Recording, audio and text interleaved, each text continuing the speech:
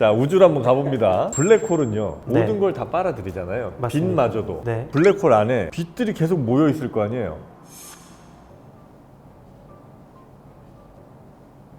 왜 계속 말씀해 보세요.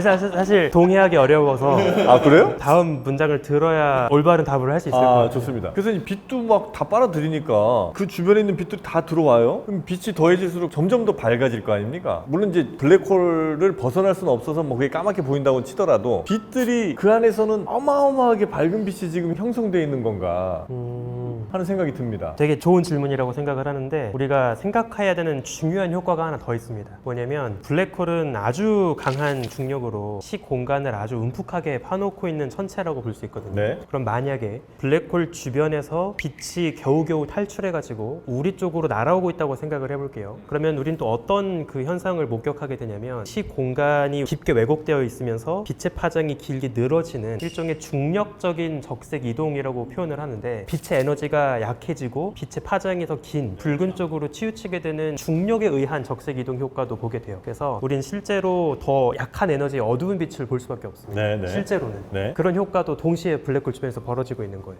블랙홀 주변에는 실제 빛이 그런 식으로 아주 약하게 왜곡이 됐다가 다시 이제 우리한테 올 텐데 뭐 그거는 알겠습니다. 블랙홀 내에 어마어마하게 밝은 양의 빛들이 있진 않겠냐는 거예요. 솔직히 말씀드리면 블랙홀 그 자체, 블랙홀 내부에서 무슨 일이 벌어지고 있는지에 대해서는 솔직히 물리학이 좋은 답을 갖고 있지 않아요. 그냥 이제 상상만 하는 거죠. 그래서 네네네. 저도. 네. 그래서 저도 뭔가 좋은 답을 저도 드리고 싶은데 물리학이 아직 명확한 답을 갖고 있지 않은 부분에 대한 질문이어가지고 그 부분에 대해서는 뭐 저도 할 수 있는 이야기는 없는데 지금 말씀하신 거는 어떤 의미인지는 떠오르고 꽤 재밌는 얘기 같긴 해요. 그러니까 모르지만 네네. 그 우리가 블랙홀을 향해 돌진하면서 그 사건의 지평선을 넘어서 안으로 들어가고 있는 우리가 보는 모습을 생각하면 바깥에 있는 포톤은 어쨌든 그 파장이 길어지긴 하겠지만 들어올 수 있고 안에 있는 포톤은 나가지는 못하잖아요. 그럼 어쩌면 블랙홀의 사건의 지평선 내부에는 굉장히 많은 포톤이 있을 가능성이 있고 그러면 지금 그게 그 내부는 굉장히 밝아야 되지 않을까라는 얘기 같아요. 모르겠어요. 요건 이제 블랙홀까지는 아니지만 압력을 엄청 높이면 온도가 올라가잖아요. 여기까지 맞습니까? 예. 근데 수소나 산소 같은 거 보면 어마어마한 압력으로 액체를 만드는데 온도가 엄청 떨어지잖아요. 아, 그건 거꾸로예요. 온도가 아주 낮아지니까 기체 상태를 유지하지 못하고 액체로 바뀌죠. 아, 그래요? 예.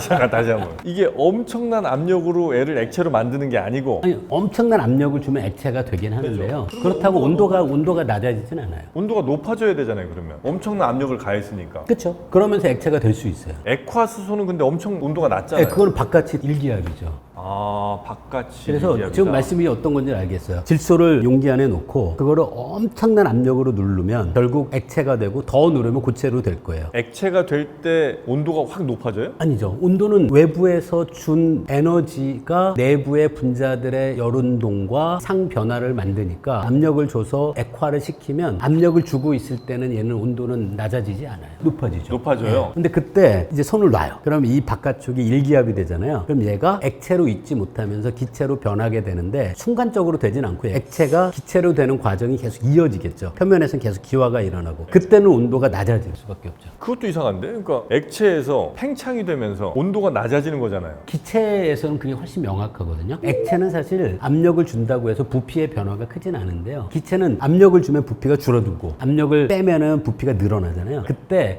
외부의 압력을 낮춰서 기체가 자유롭게 팽창하게 하면 이 온도는 낮아지죠. 근데 액체인 경우에는 부피가 늘어나면서 에너지를 바깥쪽으로 뺏기는 게 아니라 액체가 기체로 기화하면서 그때 에너지로 써버려요. 그래서 보글보글 끓고 있으면서 온도는 일정한 상태를 유지하게 되죠. 끓는 점에 머무는데 질소 같으면 끓는 점이 아주 낮은 영하 뭐 100도 정도일 거예요. 그러면 그 온도를 계속 유지하고요. 하여튼 압력을 높이면 온도는 올라가는 건 맞아요? 네, 맞죠. 그렇습니까? 다 이해되셨죠?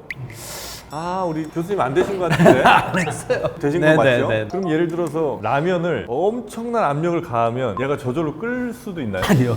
압력이 높아지면 끓는 점이 또 올라가요. 대신 근데 끓진 않지만 온도는 높아질 거 아니에요? 온도는 올라가죠. 그러면 애가 익긴 할 거 아니에요? 어떤 물체가 끓는 물에서 익는 과정은 사실 이것도 굉장히 재밌는 문제예요. 이게 온도만으로 익는 건 아니고요. 라면이 물 속에 있고 물의 온도가 굉장히 올라가면 액체인 물 안에 있는 물 분자들이 기체로 변하잖아요. 물이 기체로 변할 때 엄청나게 큰 에너지를 바깥으로 내보내요. 그 에너지가 라면바를 익히는 거라서 끓어야 돼요. 그냥 뜨끈한 물이면 안 되고 아마 굉장히 비효율적일 거예요. 끓어야 이게 더 잘 익는 거군요. 그렇죠. 그게 영화도 보면 액션 영화 같은 데서 증기가 얼굴에 하면 막 사람들 막 다치고 비명 지르고 하잖아요. 그게 증기의 온도가 뜨겁다기보다는 기체 상태로 얼굴에 왔다가 얘가 급격히 체온 피부에 닿아서 액체 물방으로 변하면서 그 사이에 엄청난 에너지를 바깥으로 내놓거든요. 그거에 대는 거예요. 상처는 있는 거죠. 아, 그래요? 맞죠?